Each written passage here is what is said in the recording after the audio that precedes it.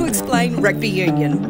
The name comes from rugby school in England, where students played a game that involved running with ball in hand, and laws were drawn up for the sport of rugby football.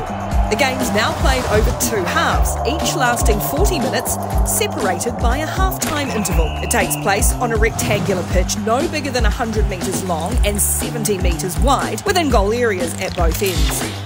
The attacking team moves forwards towards their opponent's goal line to create scoring opportunities while evading the obvious defensive efforts.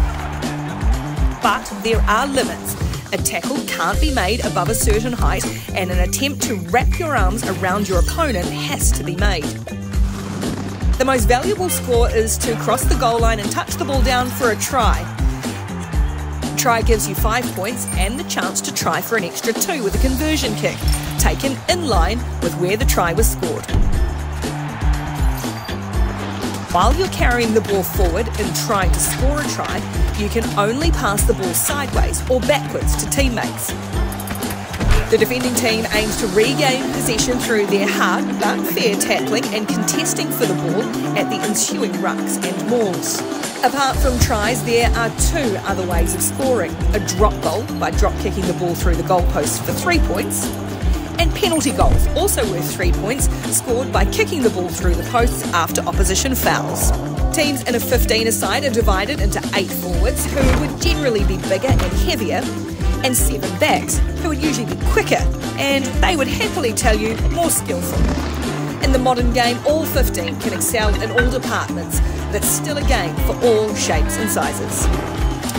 There are unique set pieces in rugby designed to resume play after stoppages. Scrums are where the heaviest and strongest come into their own, as the 2 teams bind together in a contest for the ball.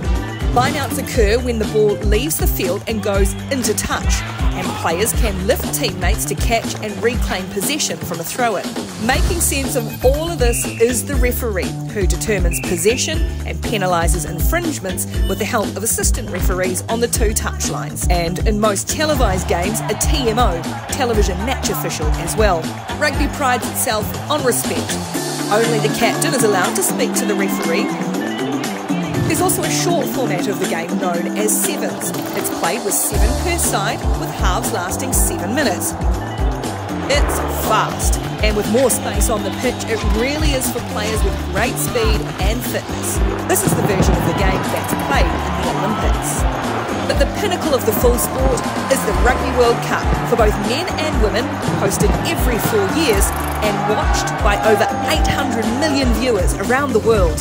So with 8 million players of all ages across 6 continents, with more than 130 unions, rugby's grown from rugby school to become a global game, one for those of all backgrounds and all abilities. If you want a deeper dive into the game, visit World Rugby Passport.